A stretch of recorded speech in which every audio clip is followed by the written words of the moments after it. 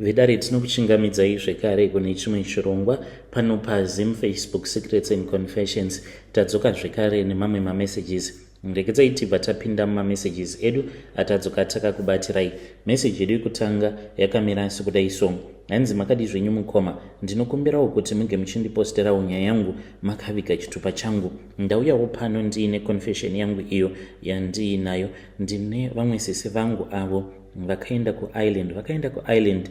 This was last year, but mukoma vakabva mukundifonera and she told me everything that is happening to her. I felt so sorry for her. Vakabva vanditi asi usazoudza muchembere, zvinhu zvichaita bo. So mukoma nashi sisi vangu ava vari kutambura ikoko kuIreland uko. Zvakaitika mukoma ndezvekuti kuno kwatainge tigere kuno kuCape Town vaiwirirana neumwe mukadzi uyo mukoma ndokubva achizoendawo kuIreland ikoko necaregiving. Saka vakaramba vachingokommunicata ndokubva vaitawo kosi yavo yecaregiving, but zvavo zvainge zvichitora nguva kuzonosvika shamwari yavo azovati ainge aina sekuru vake ava vainge vakasorambana nemukadzi wavo. Little did we know, but the family knew kuti this man, he is quite an abusive man, zvokutoti kana kutorova anotorova mukadzi, ndokusaka vainge vakarambana nemudzimai wavo. So all of these things my sister did not even know anything. Apa kunoku she was staying na bamukuru, they were married but vainge vasina marriage certificate, zviya zvekungoti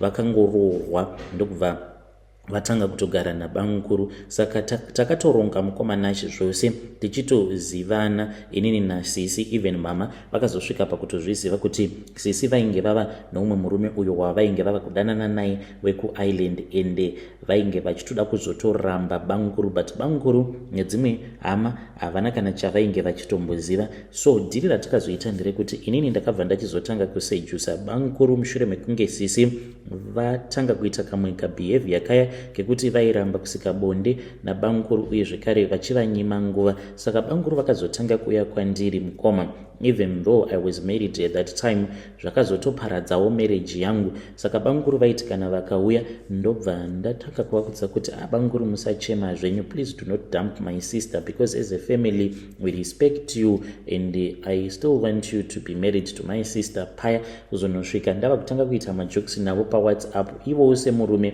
vakazondisvitsa shoko vakabva vati mainini mati, pane pandingazongoramba here ndichingokuvara nezemo imimi muriko, zviri nani kuti nditopota zvangu ndichitongoita nemi ndani kuti ndinge ndichienda kunzoko kune mahure kuti anokwanisa kuzondikuvadzira mukadzi wangu. Ndikabva ndati zvaita, ndokubva tatanga kudanana paipa tichidanana mukoma. Amai vainge vachizviziva, sisi zvekare vainge vachizviziva, ende zvakazova nyore kuti sisi vange vachizobata mamessages, because musi wacho uyo sisi pavainge vava kuda kuti dhiri ringe richibvondoka apa, she had already secured her relationship nemunhu wavo uyo wekuIreland, because ainge akatouya kuno kusisi apo pavainge vakanyepa kuti she had gone to Zim, but vainge vari muJoburg zvavo vaine murume uyu wekuIreland. Ndokubva vatochata vakangoita a simple court wedding muBeitbridge. After that murume uyu ndokubva azodzokera kuIreland. Zvese izvi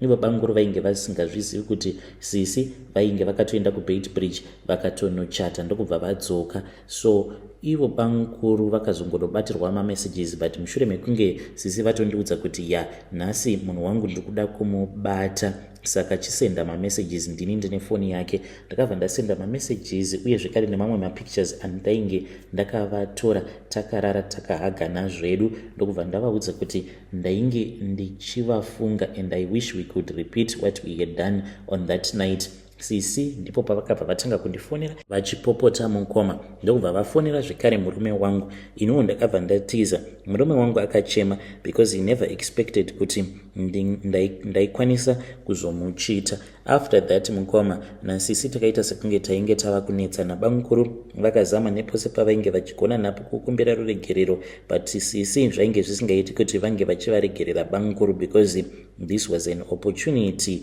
for her to dump bamukuru. vakabva varambana, neniwo ndikabva ndarambwa nemurume ndikabva ndatanga kugara kune rimwe location nasisi vangu. Sisi at that time vainge vava kutogadzira zvekuti vange vachienda kuisland. Soon after zvinhu zvavo zvaita, sisi vakabva vazoenda kuisland, but recently she called me vakanditi vanogara vachingorohwa naye murume uyu, she is being abused, and kuti vange vachienda kumapurisa vari kuti hazviite nekuti ndikaenda kumapurisa it seems as if I am not going to be getting the same support from the relatives. Saka ivo vari kuti ndikuda kungoshingirira hangu mwana waamai, ininiwo ndinokwanisa kuendako kuisland maybe next year muna May or muna June. Saka vakangonditi ndichashinga kuzonosvika iwewe wauya kuno kutozongoonesana. Apa vari kunditi usaudza mama, but mukoma ndava kutya kana sisi vangu vakazourawa ikoko kuisland kwavari, ndoitawo sei nai Vedare.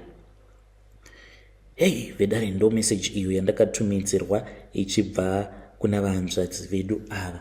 Zvakangoma hazvo vedu we. Yo, iya pakaipa hanzi izviwo ndo zvatakaita izvi so that my sister vange vachikwanisa kuendawo kuisland. Yeah, ndiwo anonzi Mawani. Saka vanzvadzi makatosarudza kutoti marriage yenyu inge ichiparara. Ivo vakabva vapindura vakati hanzi chaingovawo chimarriage chemujoni. Ya, zvakangoma hazvo vedu we. Rekedzai tibva taenda panyedu inotevera. Nyedu inotevera yakamera sekudai so. Hanzi makadi zvenyu mukoma, ndinokumbirawo kuti munge muchindiposterawo nyaya yangu makavigawo chitupa changu. I wish I could tell you everything. Pane zvandakaita mukuromba kwangu, but ndine zvakati wandei zvandisingatotendedzwi kuti ndinge ndichitaura. Iniwo mukoma Nashi ndinoda kungoyambirawo vamwe vanhu kunze uko kuti it is far much better for you to be poor than for you to be rich, but mari dzacho dzaunenge uchiti unadzo, mari dzacho idzodzo haukwanise kuti unge uchidzidya madiro. Seni zvangu mukoma, I can't enjoy my money, like chikwambo changu chinotondiudzira zvekuita kuti iyi mari iyi hausi kufanira kuti unge uchiidya, mari iyi uri kufanira kuti unge uchienda kunoirasa musango rakati, mugomo rakati, muninga rakati. Mukoma Nashi ndo upenyu ihwohwo hwandinorarama, ndinokwanisa kungomutswa pakati pahwo usiku, ndobva ndatonzi nhasi kufanira kuti unge uchienda kunorara kumakuva. Apa dzimwe nguva ndinoendako kumakuva kwacho ndotodhiraivha motikari yangu ndisina kana ndinenge ndakambopfeka. Apa ndakatombomiswa nemamwe mapurisa, inyewo yekungoti mapurisa acho vainge vachikara mari, but ndakavaudza kuti kudhiraivha kwandainge ndichiita ndisina chandainge ndakapfeka kwainge kuri kutozadzikisa mhiko dzangu, but vakaita zvivindi zvekugamuchira mari iyo yandakavapa. Ndakavapa 200 and something US$. So mukoma Nashi ndiyo confession yangu iyo yandiinayo. Kana mukaposta nyaya yangu ndiziviseiwo, ndichange ndichizotevererawo ndiri mucomment section. Hey, Vedare ndo message iyo yandakatumidzirwa ichibva kuna mukoma vedu. Yo, zvakangoma hazvo vedu we. Hanzi kudhiraivha, ndinotombodhiraivha ndisina kana chandinenge ndakapfeka ndichienda kumakuva. Yo, pakaipa. Ndegedzai tibva taenda panyedu inotevera. Akadiko brother Nashi, iniwo ndine dambudziko rangu andinokumbira kuti mundisirewo kune Vadare. Kana pana angagone kundibatsirawo, kune vanobatsira vandibatsirewo. Dambudziko rangu iri rakatanga, in fact ndaka 1985 muna December ndakasanganawo nemumwe mupostori akangotanga kundiprofita, kuti akandiprofita zvokuita kunge munhu anogara neni. Akandiudza kuti izvoni imi amai ndiri kuona maita dambudziko mukati mekurarama kwenyu. Kana ndakatarisa muchashaya chakubatsirai nedambudziko iro mugona kutosvika mukufa musina akubatsirai. Ndikati ko kundiso, zvikanzi kundiso yandinokwanisa kuita.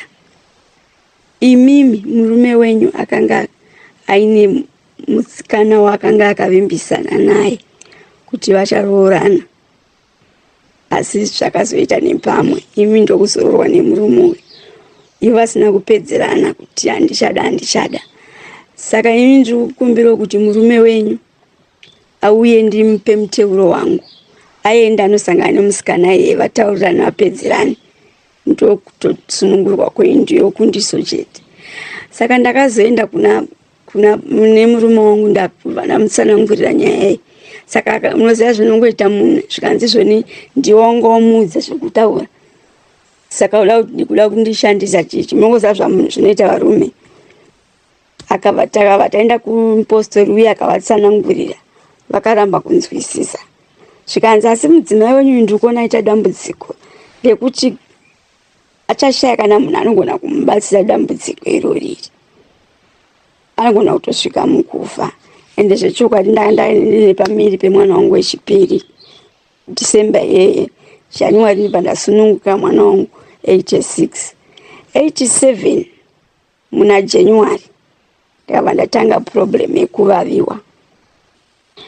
Ndakatanga ndagerwa musoro, ndikagerwa kutsikarudzi yangu. Zvadarozvo ndakabva ndazotanga kuvaviwa. Ndinovaviwa kutsikarudzi. Saka mazuva zvakatanga vaiti kunovava kutsikarudzi nepano pamazama apa. Ndaivaviwa zvokuti handikwanise kuzvitsanangura. Ndikaenda kumadhoktors. Madhoktors haana kugona kundibatsira. Ndofunga ndakatraya vese maspecialist eMwararia. Ndakambotraya ese maspecialist eskin. Vakatadza kundibatsira. Ndikaita zvemapostori. Gore rese nchiitira nemapostori zvikamba kubatsira. Ndikapinda mudzin'anga. Ndaitofamba nekabhuku kandaifamba nako kane maadhiresi edzin'anga. Ndichifamba kwese kana kunana Mutare, kunana Chiweshe. Kwandenda ngonzwa kuti kwaita ane mbiri, ndaienda. Zvokuti mari yandakashandisa ipapo inge iri mari yakawandisa. Ndaona kuti zvese hazvisi kubatsira. Ndikatanga kuenda kuHarare Hospital 1999. Kubva muna January ndaenda every Thursday. Madhoktors aibva kuuniversity vaitodzidza nechirwere changu ichochichi. 99 kusvika muna December ndaenda every Thursday. Ndikaona kuti zvese hazvibatsiri. Ndanga ndisingarari usiku. Ndaigona kurara kana 2 hours. Pamwe pese ndenge ndichingokwenya. Muza kukwenya pasvuka. But kana zvaisvika ndizvaita kunge musoro wangu watendera, ndaikwenya zvokuti ndaibvarura miri wese nekukwenya. Kusvika kuedze ndichingovaviwa. Ndobva ndaita umwe mupostori ndakazombosangana naye. Akabva akamweya wacho. Akatondiudza kuti izvoni wakanonoka, dai wakandiona ndichiri mupenyu ndaigona kusunungura zvino apa hapana zvachichaita. Ende usazvinetsako kupinda mun'anga kana kumapostori, hakuna munhu anogona kukubatsira. Asi kana wazogonawo kusangana nadhokta angatozogonawo kuti zviite nani mbishani. Asi kumwe kwese uko hapana anogona kukubatsira. Ungori mweya wanga wakwa uchitaura. Ende zveshuwo ndagara ndakabva ndazouya kuno kunyika yevatoro. Ndikambozamawo futi kupindawo mumapostori, kupindawo vemuno macho munyanga dzemuno, still hapana kana chakabatsira. Ndakatosvika pastage yekuti zviri nani ndingoenda zvangu, ndingosiya ndiende ndingopengereka nesango, ndiende zvangu ndichingokwenya. Kana ndikasangana nechinozondiwana ikoko ndife. Nonda ndarwadziwa kuti apa ndasagone kana kugara. Imagine kuti kana uchivaviwa wasvuka sikarudzi kuti ndigare zvanga zvakuramba. Ndaifamba nchiita kunge munhu akapfeka sosori. Unoziva anonzi sosori rinobaya riye. Ndo zvandaiita izvozvo. Ndichitambudzika kudaro. Ndopa ndakazongoti imwe musiwo ndangonzwa umwe dhokota kuti pana dhokota akati anogona kubatsira, anobatsira stereki. Ndakangoenda ikoko ndisina kana ndatombori neshungu dzekuti ndingambomuudza kuti ndiri kuvaviwa. Saka mukunditarisa muendo pakati kochi vandamuudza zvikanzi regai ndimbozama. Muchichuwa kutaura chokwadi pamberi paMwari ndakaridza tsamwa mwoyo mangu ndikati anondishurira. Anoda kutanga kundirapa chinje. Handichakwanisa, handiwane munhu anondirapa. Akabva andibaya jekiseni. Akabva andipa mushonga wake zvikanzi munozora zvese zvimaronda izvi. Ndobva andipa mapiritsi. Kukutaura chokwadi musiwo ndakatorara kusvika kuseni. ndakatovhunduka kuti ndasvika kwaedza ndatoona atooma kuseni ndisina kana kumbokwenya usiku. Saka kubva ipapo akabva azonditi ndipote ndichiuya ku every month anondibaya jekiseni, ondipa mushonga wekuzora, ondipa mapiritsi ake. Aiwa ndinomborara. Kana zvakakwidzawo mwedzi iwoyo pamune ndakanaka 2 kwadhokota kwacho, anondibaya futi jekiseni iroro, anondipa mapiritsi. Aiwa ndinotorara. Kutombokanga ndinokwenya futi dzimwe nguva ndogona kutoita masuva chaisina kutombozvikwenya kana. Ndiye munhu ari kutondibatsira ende ndidhokota anobva kuDRC futi asi wemunhu. Zvino manje ndatambura mukomana ndiri kukumbirawo kune vadare angagonawo kundibatsira, mari chaiyo handisisina, nenyaya yekuti handinyore kuti every month unoenda kwadhokota. Apa nekufamba kwandaitawo mabasa acho atinoshanda munomu ndiye kungobatanidzawo kuti ugone kurarama. In fact ndakutongoshandira kuzvirapisa ikoko, otherwise handitomboiwana mari. Ndiri kukumbirawo zvangu kune vanogona kundibatsirawo pamwe ndingasununguruwo dambudziko rangu iri. Mochinjawo ndikachigona kutaipaiwo nyaya yangu iyi ndigonewo kubatsirika. Ndatambura hama dzangu 37 years, not a joke. Ndakatanga zvakatopfuura hafu yeupenyu hwangu because ndakatanga kuvaviwa ndine 20 years ene zvindatone 57 years. Saka upenyu hwangu hwese watenda mudondo. Ndiri kukumbirawo kune vadara vanogona kundibatsirawo. Kana muchigona mukomana she ini zvekupinda pacomment section handizvigoni nekuti ndinoteera nyaya dzenyu idzi ndiri pabasa. Ndinongopfekera earphone chete ndotanga kunzwa chii. Saka kuzoti ndigare pasi ndizoverenga macomments evamwe handikwanise. Asi kana tinge maposta monditaurirawo kuti maposta nyaya yangu, kana paine vapindira mucomment section ndandichikumbira kuti kana zvichibvira mugondisirawo paWhatsApp ndozoverenga ndakumba, nenyaya yekuti handishandise data, ndoshandisa wifi kana ndiri kubasa. Saka kuti ndigozoti ndasvika kumba handizokwanisa, ndokumbira mundisenderewo zvinenge zvataurwawo nevamwe. Ndatambura mukomana chendibatsirewo mufunge. Ndayaura upenyu hwese watenda mudondo. You are my last hope. Nondikunzwawo vamwe vari kubatsirikawo through maconversion enyiwa yaya. Ndatambura ndibatsirewo. Izwi rangu muchinje, ndokumbira kuti muite zvekutaipa. Vedare ndo message iyo yandakatumidzirwa ichibva kuna vahanzvadzi vedu. Zvakangoma hazvo vedu we. Kune ava vanenge vachida kuvabatsira munokwanisa kuuya kuinbox tobva taona kuti vangabatsirikana sei. Zvakangoma hazvo vedu we. Saka ndakazovakumbira kuti ndinge ndichiita zvekuchinja riri voice ravo so that ndikasike kuposta, nekuti kuzotanga kutaipa zvinotora nguva. Let us try to speak with her in the comment section.